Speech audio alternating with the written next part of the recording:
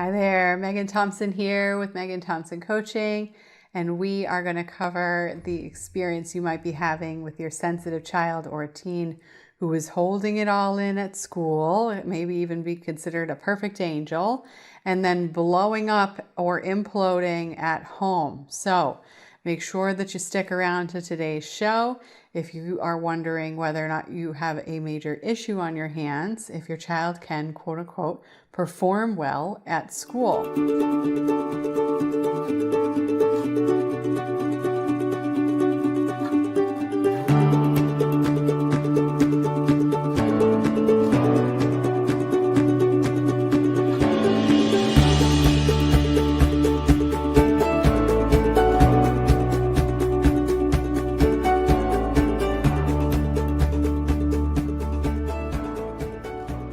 So here at MTC, we know how to help parents of highly sensitive kids and teens break out of the daily meltdown shutdown cycle in as little as 8 weeks. We've been doing this for years. We've helped hundreds of families do that. And so we're here to share with you what you need to do to be able to highlight this issue, to notice today what your priorities need to be if your child is doing well in school or fine in school and then just holding it all in and exploding at home. So we're going to cover the priorities and where your challenges are. Let's make sure that I'm describing the problem specifically for you to know that this is the case for your family to get started. Okay. So first things first, we hear from parents often who are stuck in this meltdown cycle is that their child can do just fine at school. Your child might be able to demonstrate work performance, might have good grades, might be able to sit at the desk and pay attention, might be considered a teacher's pet or a role model in the school setting. And yet when your child comes home, all heck breaks loose, right? You might even say things like, my child presents as Jekyll and Hyde.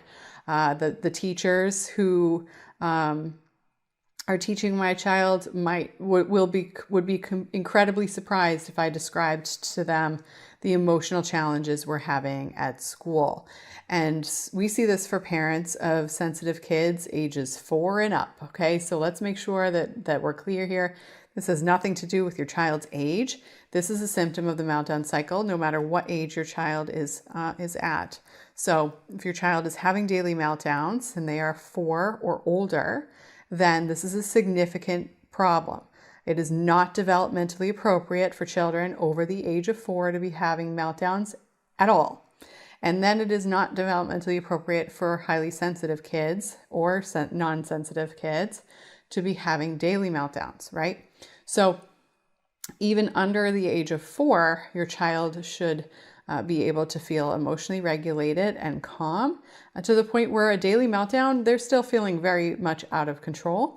And we would be assessing how long those meltdowns last, how intense they are, how aggressive they are in those meltdowns. And that would be something that our team would be assessing if we were to work with you to determine whether or not your child's behavior is still in the developmentally appropriate range. Think about it. When you're 4, your emotional capacity is starting to notice what you can control, what you can't control, and your brain is still trying to regulate emotions and feel in control of them. And that means that your body might be last to develop in terms of its physical capacity to be in control. And it's also true that being out of control on a daily basis is very, very scary for any human being. Let alone, of course, a child who has been out of control on a daily basis for multiple years of their life, lives in a state of fear, lives in a state of disarray. And so this is traumatic to the child. And so for you as a parent, you might think, well, my kid's 4, 5, 6, we've got 12 or so more years to parent. We've got time. I didn't think it was going to be this hard, but I can withstand it. I signed up to be a parent. Well, guess what? Your sensitive child did not sign up to live miserably. So it's important that you make this a priority now. Because if your child is struggling with daily meltdowns and they are over 4, that means that if your child is 8, if your child is 9, 11, this doesn't come back in puberty, as as the developmentally appropriate behavior guys, then your child is significantly struggling and they are significantly tired and exhausted and sad. And this is important for you to prioritize now. So we've talked about meltdowns, right? Being throwing body on the floor, screaming, yelling, kicking, running away, slamming doors, hitting others, hitting oneself, all of this aggressive behavior. It doesn't feel good to act in a way that you know you're not supposed to act. So your child's not feeling well on a daily basis. This is important to prioritize. And then when we think about the opposite of externalized behavior, the internal behavior, life would be better off without me. I might as well not even try. I hate you. You don't love me. I'm a bad kid. We can see this behavior as well as shutdown behavior. Not even worth it. Procrastination. Highly sensitive preteens and teens might engage in homework refusal. They might not have meltdowns anymore. You might have dealt with that with your child when they were younger, but the behavior symptom changes into straight up checking out, just on their phones, on tablets, screens, video games, TV, Netflixing, etc., and not engaging in day-to-day relationships with family members, not telling family members when they're upset or when there's peer relationship problems going on, let alone trying to get work done academically, etc. And so that's the shutdown or refusal cycle that we speak about. And typically that's more prevalent in highly sensitive teens than we see aggression, though they're not mutually exclusive. The age doesn't change the behavior entirely. So when I'm describing these behaviors for your child, you might be seeing this behavior at any age for your sensitive kid. And we look at frequency when we determine how problematic this issue is. If your child is having these behavior symptoms on a daily basis, multiple times a day basis, outbursts, screaming, slamming doors, breaking things, etc., on a daily basis, or even multiple times a week, that's still an emotional intensity that is scary to your child. And this is important because when you live in a state of fear consistently, it creates helplessness. And helplessness leads to a might as well not even try. And so when we see that behavior take a trajectory downhill, you can start to understand why your child's behavior might have changed, why the words coming out of their mouth might have changed. And it's important for you to notice that this is not the same level of problem. The problem has actually exacerbated. It's gotten worse. And this is where children are headed when they are stuck in the meltdown cycle. It's something that we've helped parents break out of at any stage. But it's important for you to notice, no matter what age you're listening to this video, that if or show here, if you're catching us on the podcast, then it's important for you to see and hear that this needs to be a priority now, because your child's capacity to quote unquote perform in the school setting, I'm using that word specifically, it does not mean that your child is emotionally managing effectively in the school setting. So let's see what works and what this behavior is actually demonstrating. Okay, many children who are highly sensitive are demonstrating calm or collection of themselves in public settings because they are worried about what other people might think of them. Now, it is important for you to notice that this is an outward, intense level of empathy underlying the behavior, empathy, but fear-based empathy. And so it's important for you to observe that your highly sensitive child, who's much more empathetic than non-highly sensitive kids, is tapping into their empathy, but in an ineffective way. This is people-pleasing, all right? It might also show up as workaholism. So in young children, workaholism is, if I'm late to school, I'm going to freak out, right? My teacher's going to be mad at me. I has to be perfect. There's perfectionism going on, right? That's how workaholism develops in adulthood. We see it start in childhood.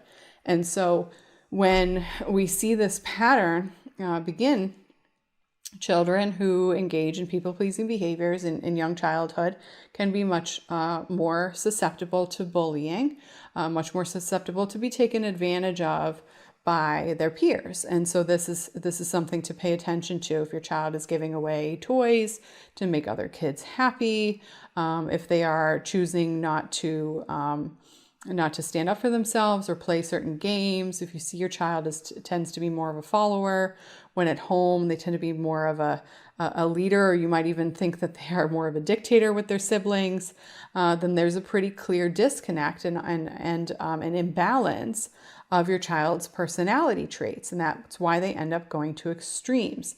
And this is important for you to see, because if your child is demonstrating more meek or mild or inhibited personality behaviors, not personality, that's not their true personality, interpersonal behaviors, then that's something for you to notice is also a symptom of the meltdown cycle. People start to concede to other people, whether they want to or not, when they feel disempowered. And they don't feel like they can advocate for their needs.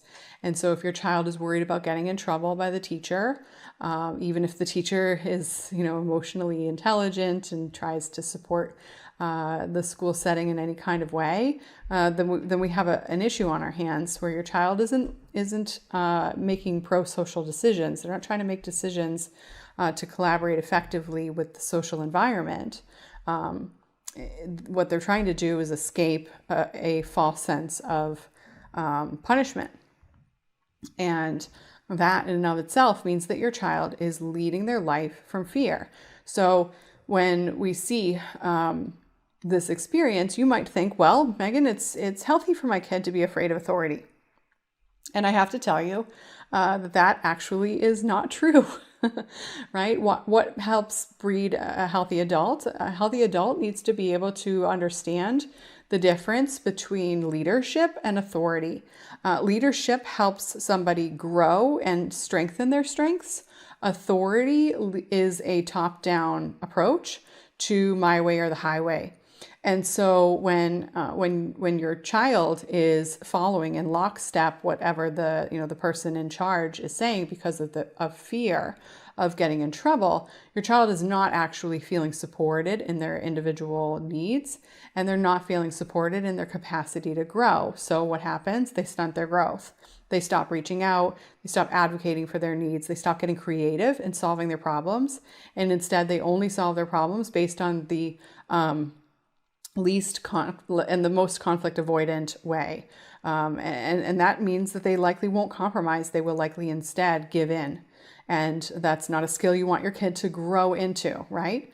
So when we think about children who are successful in life, they know how to compromise and they know how to healthily negotiate. And that's a skill set that requires creativity. Okay, you can't be creative if you're stuck in fear.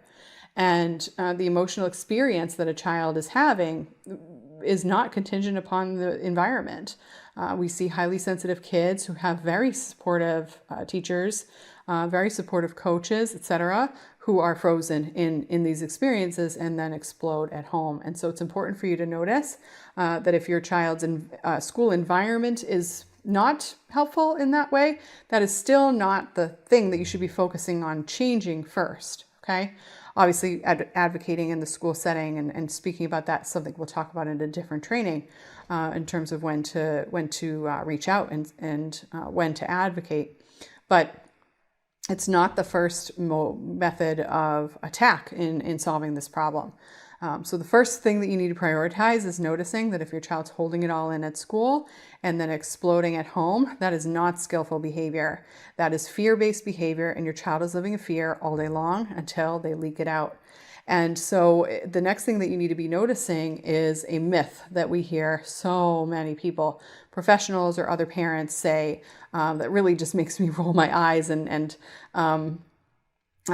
gets me riled up, which is that your child is having meltdowns at home because they feel safe.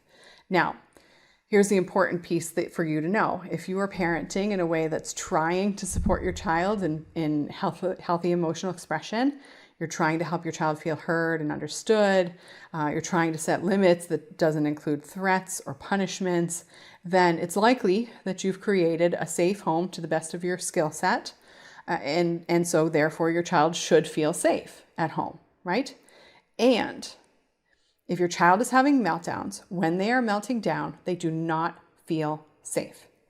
Meltdowns are not safe behavior. Think about it. If you're an adult and you chuck something at the person you love, do you feel safe? Does that make you feel warm and fuzzy inside and comfortable? No, it makes you feel like a piece of crap. I mean, if you have any level of emotional intelligence or empathy, you're going to feel like a terrible human, right? Guilt, shame, worry, concern. So then why are we telling ourselves, why are we listening to professionals who are saying your child is having a meltdown at home because that's their safe space? You've got to be freaking kidding me. No, your child never feels safe when they are out of control in their body, just like you. Think about having a car crash, right? The car is out of control. Do you feel safe in that moment? No, you're scared crapless. Like you are literally bracing and either zoning out or disassociating. That's not safe. That's not safe. You could be checking every single little box, hypervigilant and full of fear and present of mind, and holding your breath to survive in that car crash, right? And you might miss a lot of details. You might even black out some of the details. That's an out of control experience when you're in a vehicle, right? And so the body is a vehicle too. If you are in your own body and your body is doing things that you don't know how to control, which is what a child in a meltdown feels, then that is not a safe experience. There is no safety involved. So what is the seatbelt? What is the solution to this? The solution is you. You, as your child's parent, are your child's seatbelt. You are your child's safety standards.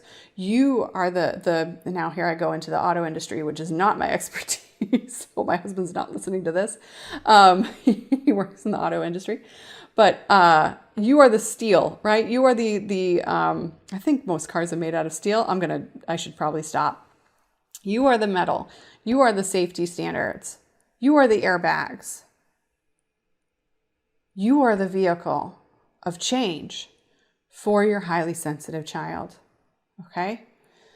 Probably should have done some background research on the makings of automobiles in order to make this metaphor work for you guys, but I didn't plan what metaphor I'd use when I first got started, so forgive me. The experience of the metal cage that your kid is in that keeps them alive in the meltdown experience, that is the personal relationship that you have with your child. It is not their internal resources. When they are emotionally out of control, they are not remembering coping skills that somebody taught them an hour ago, 2 Tuesdays ago, in a skills cope class or in lunch bunch or in a therapy session. They better have already had the seatbelt buckled them in.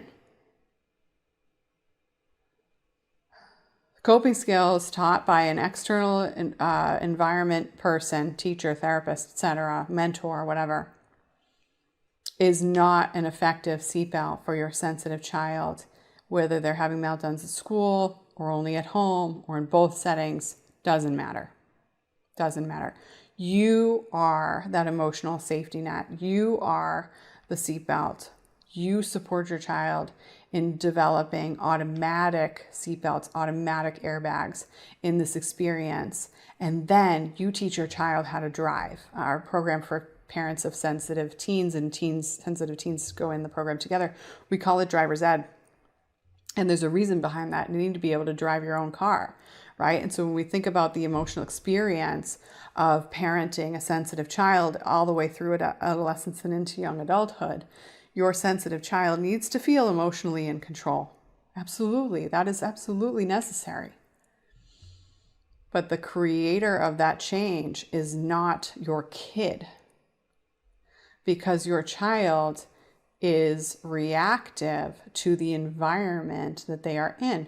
And that means that they're more responsive to a change in their environment. And that environment, the highest priority environment for a child, is the environment created by the parent at home. And so if your child is emotionally stressed and doesn't have a skill set, and that is showing up at home in meltdowns, then that is a clear indicator that the parent-child relationship has some work to do. Now, obviously, you're listening here because you want to fix that problem. There is no shame in that. I'm not here to tell you that you are a crappy parent. I would never do that. What we're here to do is notice that you're missing skills, and you're likely listening to people who are telling you that the skills you're trying to teach are valid when they're not. They're not where you should be started. So when we think about teaching children how to manage emotional skills and teach coping skills to include emotion regulation or tolerating distress, those skills aren't even something that I teach parents to start to implement at the beginning of the work that we do, because their child doesn't have the safe foundation to trust that those skills will work in themselves, as well as to trust that they will work alongside their parents' skills. And so the work that you need to be doing first and foremost as a parent needs to be focusing on helping yourself feel capable as a parent and noticing how you can prevent the meltdowns in the first place. We see so many parents who are not even aware at how much they are actually unintentionally contributing to the meltdown cycle. And obviously, rule number one is assuming that your kid, if they're holding it all in at school, means that they've got it, and they don't. Right? So we need to fix that. We need to fix the belief that your child is skillful at school. If they're having meltdowns at home, they're likely not skillful at school. They're likely just holding it in, and then it's just exploding based on their threshold of tolerance in that day. And the important piece for you is that obviously that means that your child needs skills at school, but they're not going to be able to demonstrate those consistently with or without support, depending on the setting in the school or the professionals involved, or to include simply just the teachers. Doesn't mean your kid needs to have an IEP or a 504 to be successful in the school setting and in changing their emotional state in a way that helps them feel comfortable. The first thing that needs to be happening is that your child feels capable of doing this at home. And so if your child is not capable of demonstrating these skills at home, doesn't feel capable, they are capable, but if they don't feel capable, and as a result, they're not demonstrating that capacity at home, then this is where you need to start, okay? It's really important that you don't look at professional performance, which, for a kid, their profession is to learn. And to play, and hopefully to play while learning, and to learn through play. But that's a different story for another day in terms of how your child is educated. But the emotional experience that your kid is having in the school setting, just because they're quote unquote well behaved, doesn't mean that that they are emotionally feeling safe. Okay. Think about it. If you're in a prison of your own experience, it's in your best interest to respond to the rules and follow the rules. But does that mean that you feel safe? Right? Now, I'm not saying that schools are prisons for kids. I'm not going to go that far. But the emotional fear that somebody can face, right? You can demonstrate being shut down and being, yes, ma'aming, and calm and follow directions, but not feel emotionally capable, not feel emotionally calm. Right? Those two things don't go hand in hand. So it's important that you as a parent, especially if this feels new to you, in terms of understanding how to develop your child in an emotionally healthy way, how to raise an emotionally healthy child. It's important they don't put those two things hand in hand. There are plenty of personal experiences that human beings can have where they are putting on a brave face or a put together face, and inside they're screaming or overwhelmed. and I'm sure you as an adult have been able to relate to that experience, right? And so clearly there's fear in that experience, but that's not how children benefit from learning. You can't learn, which requires curiosity, if you are afraid. Because if you're afraid, you have a one-track mind. Get out of danger. And so that means you're going to miss opportunities, which means your child is going to feel less effective. Because if your child is highly detail-oriented, which they are, they're highly sensitive, then they are going to be less likely to feel capable, because they know they're not noticing as many details as they usually do when they're having fun and creative and curious. And so that means that in the school setting, they're not living to their potential, and they know it. Highly sensitive kids have a much higher likelihood of becoming even more aware, personally aware. And that awareness is something that we see our clients tap into with their children all the time. The insight of how their children are experiencing the world. Parents start to hear much more regularly when you break out of the meltdown cycle. You can hear your child's inner world differently and more thoroughly, because your highly sensitive child is processing things deeper, which means that they are going to be talking about their inner experience differently. When they do that, they're going to be more demonstrating more insight and connected with you as a parent, sharing that with you. You know, I felt this way and that way and this way when this happened at school, etc. Versus now, it's just, what if I get in trouble and so did this today, and can you believe it? And so instead, children are telling you more about what's going on around them, because they're not emotionally connected to what's going on inside them. And that's another sign that your child is not emotionally connected or regulated on a daily basis, if they're not demonstrating that insight.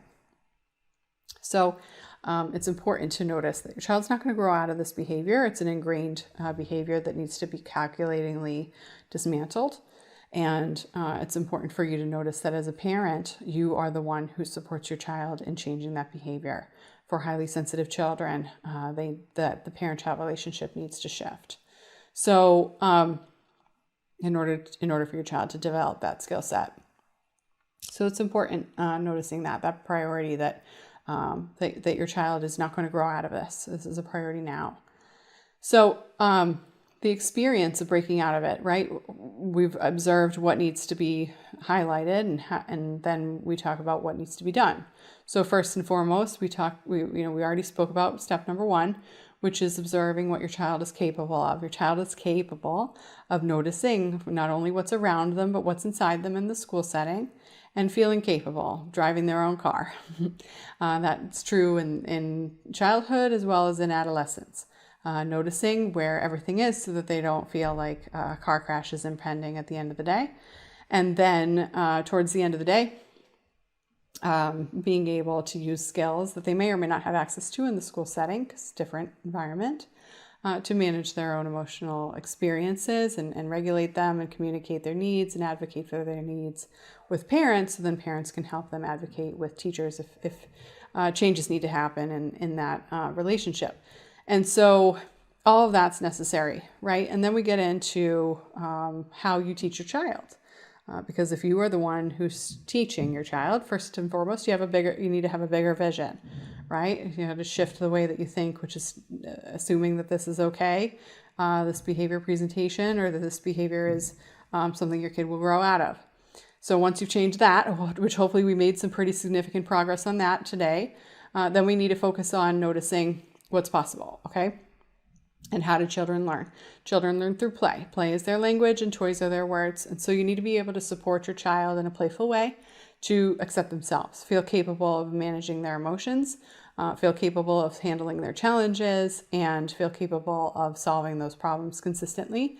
And that needs to be something that you address in the whole family dynamic. So if you've got multiple children or not, it's important that the whole family is playful around emotions and communicating around emotions in a way that isn't like a teaching example or flashcards or or any sort of quiz. How'd you feel today on a scale of 1 to 10? Give me a number.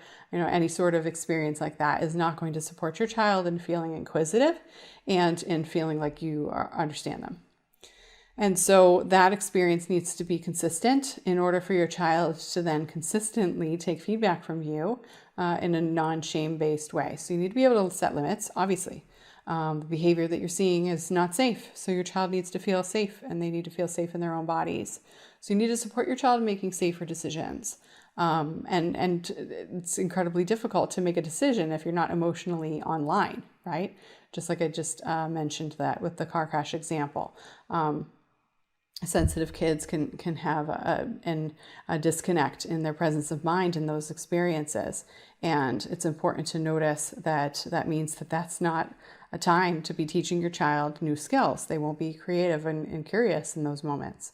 They need to have already had the seatbelt on in the first place in order to stay safe in the meltdowns, so that the meltdowns can stop. And in addition to that, they can stop their own meltdowns. The meltdowns are shorter, the meltdowns are less intense.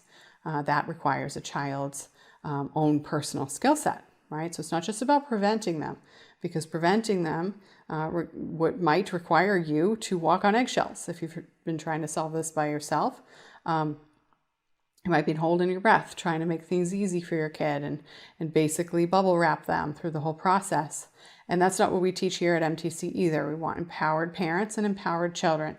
And that's what keeps kids out of the meltdown cycle consistently, when you're intentional in your choices and you teach your child to be intentional in theirs. And doing that effectively helps your child feel proud of themselves and feel capable on a daily basis. And then as a result, they can contribute to the community in the way that they want to and the way that they're built to. Highly sensitive kids are the world changers of our communities, and they can only do that if they feel capable of changing their own inner world. And breaking out of that fear and anxiety and frustration and irritability. So being able to notice how and when to set limits effectively so that your child doesn't feel like they're a bad kid, and that nothing will ever measure up is very important as well. So it can't be punishing your kid by removing privileges or using sticker charts or navigating any sort of groundings or removals of tablets, threats, etc., to increase performance. That's something that's already used consistently in a lot of school systems, and it doesn't work. It's one of the reasons why your kid's afraid, but it's not the thing you fix first to change your kid's long-term behavior. So you can't be using the same sort of tactics that are perpetuating the problem in an outside environment. Instead, you need to shift your inside environment so then you can notice what works for your sensitive kid, and then you can advocate. So if you do see that some ineffective behavior management strategies are used in the school setting, you can say, hey, this is what's working for my kid at home. We'd like to work with the teacher to address how the behavior in the classroom can be managed more effectively at school. And obviously that is a different kind of journey than changing the way that your child behaves at home so that you feel connected, calm, and collected together, both of you, you and your child. And the whole family starts feeling more collected and connected. And that's the important piece here at MTC that we help parents achieve, because it's a family dynamic issue. This is not a problem that is singularly relevant to your particular highly sensitive child.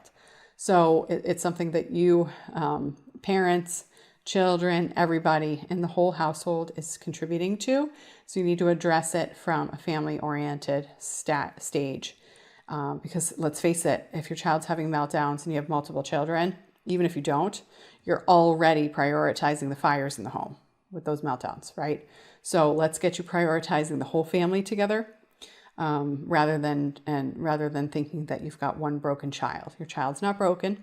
The strategy is definitely broken, though. You got to work on changing the strategy. Okay, we can fix that. So how do you fix that? If you want our help to fix that, go ahead and head over to meganthompsoncoaching.com/talk and have a conversation with myself or a member of our team. We're going to break down where you're stuck. All right, you'll speak with one of my breakthrough coaches, and we'll support you in noticing how you break out of this pattern. And if that's working with us, because we see that your goals align with the goals we've helped our clients achieve, then we'll tell you exactly how that works on the same phone call. and so that you can get started on the same phone call. And if it's not the way that you, if what we do is not going to work for your particular family's needs, then we'll tell you what you need to do instead. What you need to do instead might be working with a therapist with a certain evidence-based treatment because there's other environmental circumstances at play, or your child's behavior is gotten to the point where it's too intense for a coaching model to be appropriate.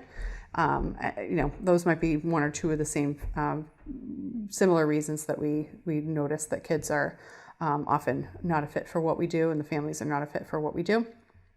But again, like I said, the conversation is required because in order to assess a whole family's needs, you need to talk about it and see if it's a good fit. So let's do that. Okay. We look forward to having that conversation. It is free. We are willing and able and looking forward to having that conversation with you, because our job is to make sure that you know exactly what you need to do and how to do it quickly. We highly value efficiency here at MTC, and I can imagine that you've been trying to solve this problem quickly and have been dealing with this for quite some time. So let's break you out of it quickly. Again, meganthompsoncoaching.com/talk. meganthompsoncoaching.com/teen talk, with your teen and you would be on the phone as well, to break themselves alongside you out of this pattern and the whole family dynamic, if you're parenting a teen ages 14 and up. And so we look forward to that again, and